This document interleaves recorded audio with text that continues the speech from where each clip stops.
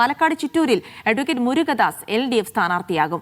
ISJD നിയോജക മണ്ഡലം നേതൃയോഗത്തിൽ മന്ത്രി കെ കൃഷ്ണൻകുട്ടി സ്ഥാനാർത്ഥിയെ പ്രഖ്യാപിച്ചു. ഇത്തവണ മത്സരത്തിനില്ലെന്ന് മന്ത്രി കെ കൃഷ്ണൻകുട്ടി വ്യക്തമാക്കിയിരുന്നു. ISJD സംസ്ഥാന ജനറൽ സെക്രട്ടറിയാണ് മുരുകദാസ്. സാജിദ് അജ്മൽ വിവരങ്ങൾ നൽകും. സാജിദ്, അങ്ങനെ ചിറ്റൂരിൽ കെ കൃഷ്ണൻകുട്ടി വഴിമാറി അവസാനം മുരുകദാസിലേക്ക് എത്തിയിരിക്കുന്നു. മത്സരിക്കാനില്ല എന്ന് പറഞ്ഞതിന് പിന്നാലെയാണ് അടുത്തയാളെ പ്രഖ്യാപിച്ചിരിക്കുന്നത്. വിശദാംശങ്ങൾ.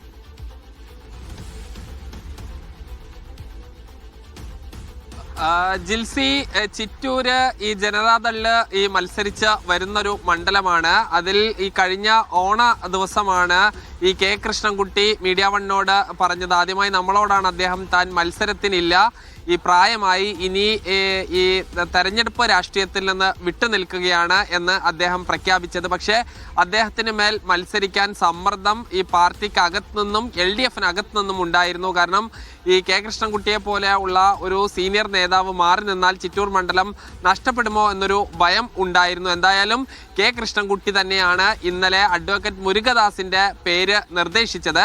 അഡ്വക്കേറ്റ് മുരുകദാസിനും ചിറ്റൂരിൽ കൃത്യമായ ഈ പ്രവർത്തന പാരമ്പര്യമുള്ള നേതാവാണ്. മുരുകദാസ് മുൻ ജില്ലാ പഞ്ചായത്ത് മെമ്പറായിട്ടുണ്ട്. അതോടൊപ്പം തന്നെ ഈ ചിറ്റൂർ ബ്ലോക്ക് പഞ്ചായത്ത് പ്രസിഡന്റായി പ്രവർത്തിച്ചിട്ടുണ്ട്. ഈ ഗ്രാമപഞ്ചായത്ത് അംഗം തുടങ്ങിയ തദ്ദേശ സ്ഥാപനങ്ങളിലെ പ്രധാന പദവികൾ വഹിച്ച വ്യക്തിയാണ്. ഈ മുരുകദാസ് നിലവിൽ വൈദ്യുതി ബോർഡ് മെമ്പറുമാണ്. എന്തായാലും ചിറ്റൂരിലൊരു വാശിയേറിയ പോരാട്ടത്തിനാണ് ഇത്തവണ ഈ ഒരു സാഹചര്യം ഒരുങ്ങുന്നത്. കാരണം ചിറ്റൂർ തത്തമംഗലം നഗരസഭയുടെ